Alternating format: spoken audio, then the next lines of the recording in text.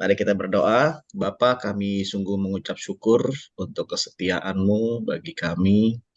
Dan bukti daripada kesetiaan-Mu, Engkau masih tetap mau menyapa kami lewat kebenaran firman-Mu. Biarlah firman-Mu di pagi hari ini boleh merengkuh setiap hati kami.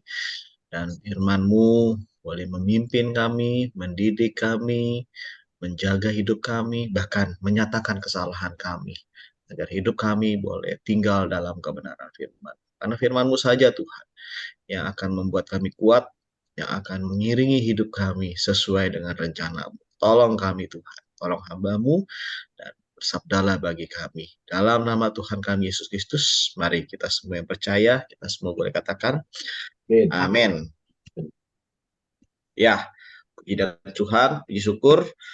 Saya hari ini mau bahas tentang gambar diri. Apa itu gambar diri? Ya, gambar diri adalah sebuah pemahaman ya atau penilaian kita terhadap diri kita ya, yang menentukan banyak hal atas hidup kita ya. Dan gambar diri kita ini yang menentukan ya bagaimana paradigma kita, konsep kita, bagaimana kita menjalani kehidupan diri kita sendiri, itu tergantung bagaimana pemahaman kita terhadap diri kita ya. Nah, sebelum ke situ, ya kita sama-sama melihat ya bagaimana kisah tentang Musa ya. Mungkin Bapak Ibu sudah tahu, ya, kita membacakan sekali lagi ya di dalam Keluaran 4 ayat 1 sampai 17.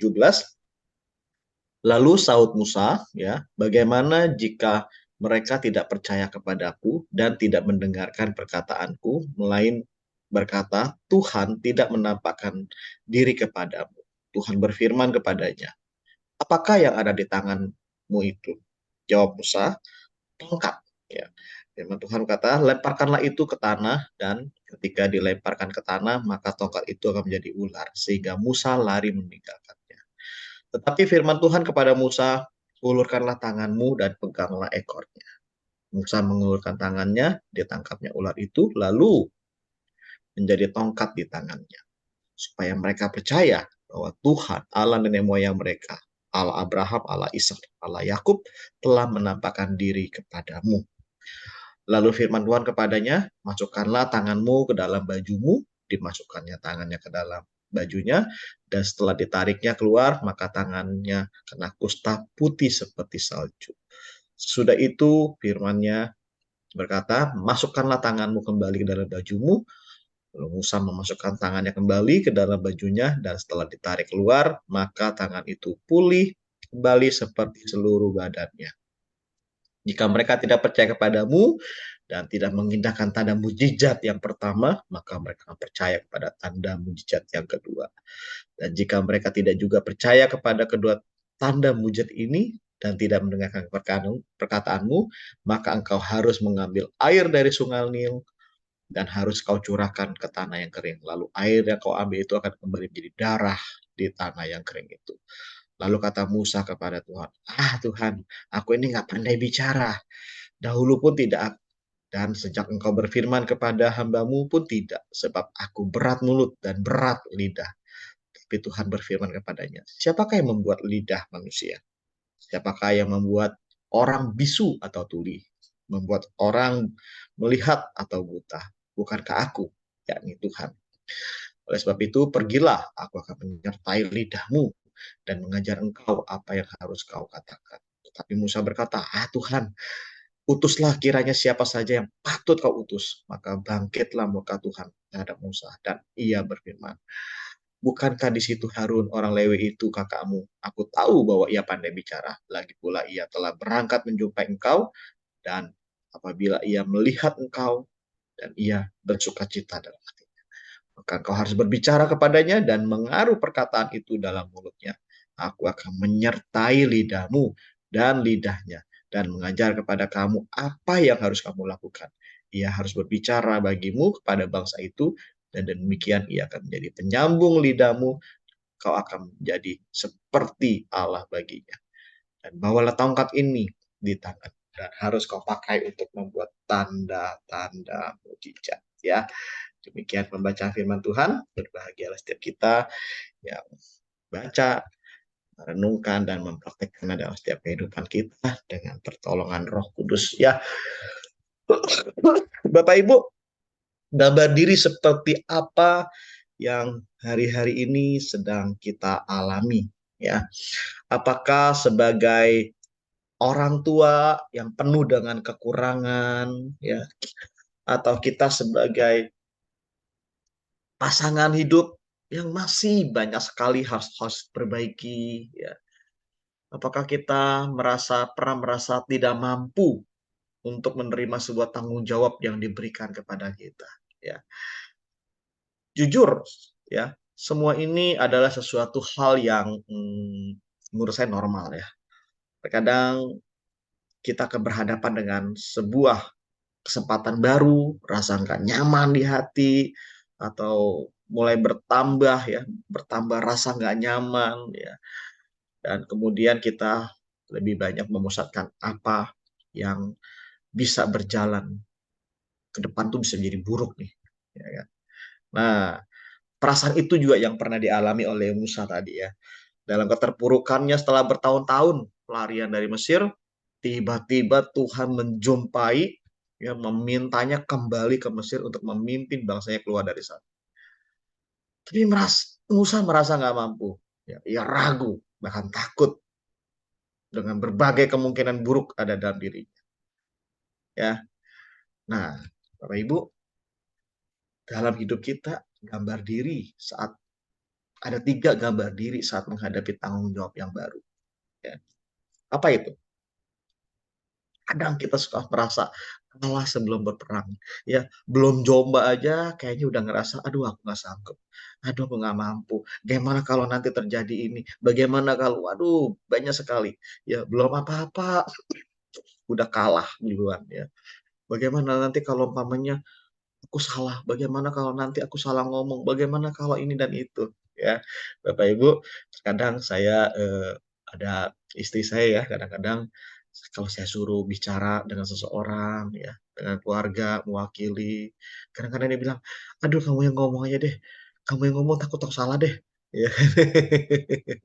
Kadang-kadang ketika ya udah kamu ngomongnya pakai chat, ya udah kamu yang ketikin.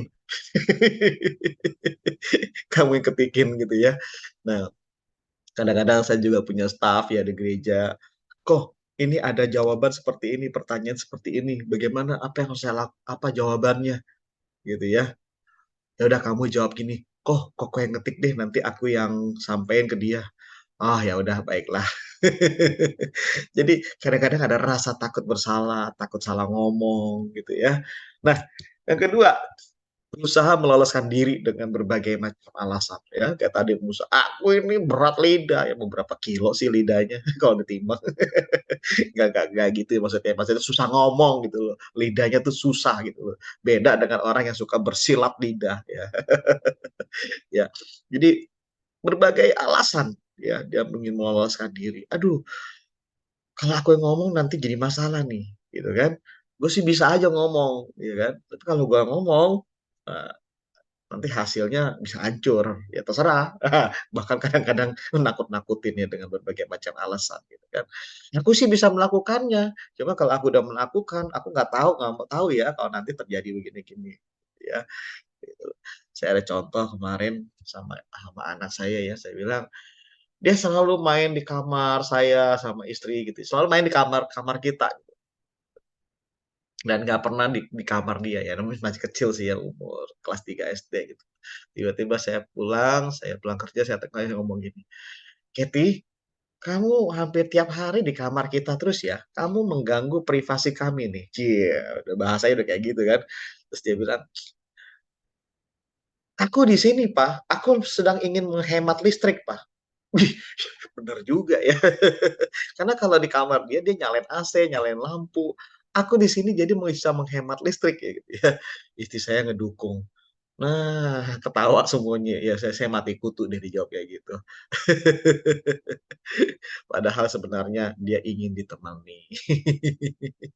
Cuman ya dia ingin meloloskan diri dengan berbagai macam alasan gitu loh. Terus aku bilang, "Ya udah, nggak apa-apa. Kamu mau boros listrik ke kamarmu nggak apa-apa, nyalain aja, nggak apa-apa kok." Oh ya udah, kamar mandi, listrik semua lampu aku nyalain, yang di lorong aku nyalain semuanya. Kalau papa izinkan untuk boros listrik, semua lampu-lampu di rumah ini saya nyalain semuanya walaupun siang. Ya nggak kayak gitu juga kali, saya bilang. Nggak kayak gitu juga konsepnya gitu loh. Jadi dengan berbagai macam alasan dia harus untuk bisa meloloskan diri gitu ya. Nah, itu contoh aja sih ya. Saya rasa dari diri kita nggak ada yang kayak gitu ya. Yang ketiga, ya, kita bersedia melangkah bersama Tuhan. Wow, bilang sama kanan kiri, depan belakang, atas bawah, ya, kamu kayaknya nomor tiga deh. Ya, kita bersedia melangkah dengan mengingat janji Tuhan bahwa Ia memanggil dan saat Ia memanggil, Ia juga akan menyertai bahkan memampukan kita. Ya, saya terkadang kalau nggak sanggup, udah nggak ngerti mau bagaimana, ya saya cuma berdoa aja, berdoa Tuhan tolong saya, gitu ya. Kadang-kadang hal kecil tuh saya nanya Tuhan gitu loh. Contoh apa ya, saya lupa naruh kunci umpamanya. Udah nyari berjam-jam nggak ketemu gitu ya. Ya cuma bisa bilang, Tuhan tolong temuin kunci saya, Tuhan saya udah bohong Tuhan. Saya udah nggak tahu gimana. Tiba-tiba berapa menit kemudian ketemu tuh kunci itu loh. Dalam hal kecil aja ya. Apalagi hal besar. Bukankah kita harus melibatkan Tuhan dalam segala perkara dalam hidup kita. Amin. Ya. Jadi kita tahu apa yang kemudian Musa lakukan terhadap panggilan Tuhan. Ya. Dan pada akhirnya dia berkata ya kepada Tuhan, dan janji Tuhan pun digenapi dalam hidupnya. Ia yang dahulu mencoba menghindar, tetapi kini ia mengalami benar pernyataan Tuhan akan membuatnya mampu melaksanakan tanggung jawab besar itu. Ya, jika Tuhan memanggil dan memberi kita sebuah tanggung jawab, maka ia juga yang akan menolong kita untuk menyelesaikannya. Amin. Jadi gambar diri seseorang sangat mempengaruhi setiap aspek dan perilaku orang tersebut. Ya, bahkan begini, kemampuan ya dalam setiap proses kehidupan itu ada kemampuan untuk belajar ya, kapasitas untuk bertumbuh ya, berubah ya, bahkan dalam pemilihan teman, pasangan, pekerjaan ya, itu akan menentukan cara pandang ya, cara kita memandang diri kita ya. Dulu saya ini orangnya nggak pernah merasa berharga loh ya, apalagi ketika akte apa kelahiran saya itu bukan atas nama orang tua kandung ya. Karena kalau diledekin kamu ini anak pungut dan sebagainya gitu. Padahal saya anak kandungnya. Cuma karena dulu belum bisa ngurus akte akhirnya pakai nama orang lain gitu ya. Dan kadang-kadang saya ngerasa saya nggak berharga gitu. Saya ini anak pungut ya. Minder ya, sangat introvert banget, nggak pandai bicara, ceroboh, pelin-pelan gitu. Saya minder banget ya.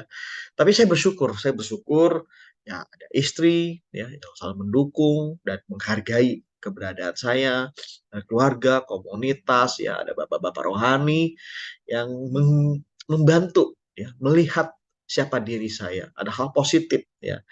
Dan bahkan saya bisa dipercaya di dalam beberapa posisi strategis ya kepemimpinan, melayani banyak hal ya mempresentasikan sesuatu ya banyak hal dan itu saya melihat kalau ngelihat flashback dulu siapa sendiri saya, nggak ada, nggak mungkin, nggak ada yang bisa saya lakukan, ya nggak mungkin Tuhan. Tapi begini, kalau Tuhan sudah mempercayakan kita, Ia juga akan menolong kita, bahkan menyelesaikan kita. Kenapa? Karena kita diciptakan menurut gambar dan rupa Allah, ya. Walaupun kayak muka, ya kayak gambar ini ya, walaupun wajahnya kucing ya, tapi dia punya gambar diri seperti singa ya. Walaupun hidup kita kayaknya tuh, aduh, kayaknya nggak mungkin deh gitu ya. Tetapi bagi Tuhan tidak ada yang mustahil ya. Karena kita adalah pribadi yang istimewa ya. Bahkan Musa adalah pribadi yang istimewa bagi Tuhan. 40 tahun Musa dipersiapkan ya. Dan Tuhan mempersiapkan dia dengan baik ya. Walaupun Musa berusaha menolak perintahnya, tetapi Tuhan tetap mengutus dan membengkali dengan tongkat. Ya. Tuhan membuat Musa menyadari bahwa gambar dirinya istimewa yang dibuktikan dengan memampukan Musa membawa Israel keluar dari Mesir dan memimpin mereka. Ya, nah bagaimana dengan diri kita? Ya. Seperti apa sih gambar diriku bagi Tuhan? Kita adalah ciptaan yang luar biasa, Bapak Ibu. Sangat berharga, ya, tiada duanya. Ya. Walaupun kembaran pun tetap tiada duanya. Mau kembar dua, kembar tiga, keempat, tetap tiada duanya. Unik, ya, selalu unik. Ya. Mungkin beberapa orang bisa merendahkan kita dengan berbagai macam alasan. Ya, bisa jadi alasan yang benar, ya, bisa jadi itu alasan yang benar. Tapi itu bukan suatu pembenaran untuk kita menjadi sebuah timbul sebuah rasa minder, ya, nggak berguna. Ya, yuk kita sama-sama melihat bagaimana kita memiliki gambar diri yang benar. Sehingga apa? Sehingga gini loh, kita mampu untuk melakukan segala hal yang berguna, yang menimbulkan sebuah karakter yang positif dalam diri kita. Ya, kita mau berdamai dengan diri. Ya, kita harus mulai dengan berdamai dengan diri. Ya, kenapa? Karena Kristus telah menerima kita tanpa syarat. Ya, sehingga kita boleh berhidup berharga, bermakna dengan makhluk yang unik, yang mulia di hadapan. Ya, keberhargaan diri kita bukan dinilai dari apa kata orang, bukan dinilai dari berapa banyak uang yang kita miliki, seberapa hebat pelayanan kita, namun karena Kristus yang telah mati dan bangkit bagi kita, bahkan menebus kita menjadi anaknya. Wow, inilah gambar diri kita sebenarnya. Sehingga kita bisa berdamai dengan diri. Sehingga kita bisa datang kepada dengan Tuhan. Apapun kondisi kita hari ini. Kita mau melihat bahwa Tuhan sudah menciptakan kita. Tuhan sudah membentuk kita. Tuhan sudah mengiringi kita. Bahkan Tuhan memberikan nyawanya buat kita.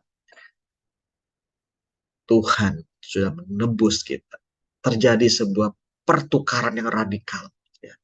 Pertukaran radikal, ya, dari kelemahan menjadi kekuatan, dari keterpurukan menjadi kebangkitan, kesedihan menjadi satu sukacita, ya. Jalan buntu menjadi banyak jalan.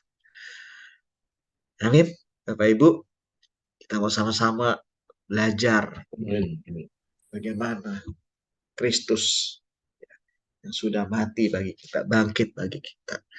Dan kita setiap apapun yang kita alami hari-hari ini, Bapak Ibu, ingat, apapun kondisi kita, Tuhan gak pernah menyerah. Sekalipun kita menyerah, Tuhan gak pernah menyerah. Ya. Bahkan, saya mau katakan gini, ya, kegagalan kita, kegagalan demi kegagalan kita, gak akan pernah bisa menggagalkan rancangan Tuhan atas hidup kita. Ya, sekali lagi saya mau katakan, kegagalan-kegagalan kita, gambar diri kita yang rusak dahulu kala, ya, dengan berbagai macam alasan, itu nggak akan pernah bisa menggagalkan rancangan Tuhan atas diri kita. Sebab firman-Nya berkata apa? Rancangan kita adalah rancangan masa depan penuh dengan harapan. Bukan rancangan kecelakaan, tetapi rancangan damai sejahtera sesuai dengan firman-Nya. Dia tahu akan melebihi ketahuannya kita, siapa diri kita. Ya, lewat setiap permasalahan, kita semakin belajar bagaimana mengenal Dia yang telah menebus kita menjadi anak. Nah, pertanyaan, bagaimana dengan orang-orang yang belum berdamai dengan diri? Ya. Nah, sebelum ke situ, kita perlu tahu dulu, apa sih ciri-ciri orang yang belum berdamai dengan diri? Ya. Nih, diri pribadi yang belum berdamai dengan dirinya selalu ingin mengalahkan atau menyalahkan orang lain. Ya, saya percaya di grup ini nggak ada. Orang yang Amin. sudah berdamai dengan dirinya, dia tahu kekalahan dan kemenangan itu bukan hal yang penting. Kalah debat, kalah omongan itu bukan hal yang penting. Tapi bagaimana dalam diri kita yang selalu berharga, ya. Terkadang saya suka suka dalam hal tertentu, ya, selalu ingin mengalahkan, selalu nggak mau kalah ngomong, selalu ingin menyalahkan dan sebagainya. Terkadang saya bisa terjebak dalam hal ini di area-area tertentu, ya. Dan saya harus menyadari itu bahwa ada yang belum selesai dalam diri saya. Nah, ketika saya belum selesai dalam area itu, saya kembali lagi. Tuhan, saya harus akui di hadapan Tuhan. Saya masih banyak hal yang harus membutuhkan kasih karunia, ya. Karena kasih karunia mula yang bisa memampukan kami, memampukan saya. Bahkan begini Bapak Ibu, satu ayat pun dalam firman Tuhan dalam Alkitab, itu nggak mampu kita praktekkan dalam hidup kita tanpa kasih karunia-Nya. Mari kita sama-sama terus boleh menghampiri tahta kasih karunia-Nya. Amin. Kita menghampiri, datang kepada Dia, ya. Karena imam kita adalah imam yang agung, imam yang besar, imam yang turut merasakan setiap Amin. kelemahan-kelemahan kita. Dia turut merasakan segala kelemahan-kelemahan kita. Gambar diri kita yang rusak bisa dibentuk olehnya. Ya. Karena kita berasal dari Dia, kita adalah imago Dei, diciptakan menurut gambar dan peta gambar Dia. Mari kita datang kepada Dia dan berseru, Tuhan, aku belum selesai di area ini. Tolong saya. Amin, Bapak Ibu. Amin. Amin. Amin. Dan berdoa buat Bapak Ibu untuk terus mengalami sebuah proses pengenalan akan Dia sampai kita boleh menjadi serupa dengan Kristus. Mari kita berdoa. Bapa, terima kasih Tuhan untuk kebenaran firman Tuhan yang boleh kami dengar hari ini Tuhan. Kami sungguh mengucap syukur jikalau kami diciptakan menurut gambar dan peta menurut gambar Tuhan. Ialah setiap hari gambar diri kami di masa lalu yang rusak oleh dengan berbagai macam hal. Kami mulai letakkan di bawah kaki salib-Mu Tuhan. Kami sadar terkadang gambar diri yang rusak ini sering merusak keadaan lingkungan kami, keluarga kami, pelayanan kami. Dan karena itu Tuhan, kami mau kembali. Kami mau datang menghampiri tahta kasih karunia-Mu. Tanpa kasih karunia-Mu Tuhan, kami gak mampu, kami gak sanggup. Karena hanya kasih karunia-Mu saja yang menopang atas segala sesuatu. Dan segala sesuatu selalu ditopang oleh anugerah. Berkati setiap kami, berkati para hamba-hamba di tempat ini, agar kami terus setia di dalam proses kehidupan ini. Setia di dalam menjalani sekolah kehidupan ini. Terima kasih Bapa, dalam nama Tuhan Yesus Kristus, Engkau mampukan kami. Amin.